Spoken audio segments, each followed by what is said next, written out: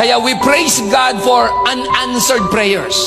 Nagpapasalamat tayo kay Lord, madalas hindi ginagawa ng Diyos. You prayed for healing, the person died. You prayed for makapasa ka, bumagsak ka. You prayed and you claimed na ma-deal mo yung business, makuha mo yung dapat, hindi nangyari. Now this is the reason why many are disappointed to God. Ano po, bakit po siya disappointed? Kasi pag meron tayong gusto, hindi nangyari. Nag-pray ka, sana matuloy, hindi nangyari.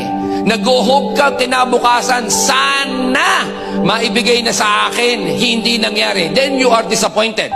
And then sinisisi mo si Lord, biniblame mo siya. Ang dahilan, kasi kilala mo lang ang Diyos sa kaya niyang gawin.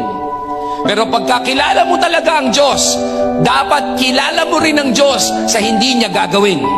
At eto pa, mahal ko ang Diyos at mahal mo ang Diyos sa kaya niyang gawin. Pero ito pinakamatindi, mas minamahal ko ang Diyos sa mga bagay na hindi niya ginagawa sa akin.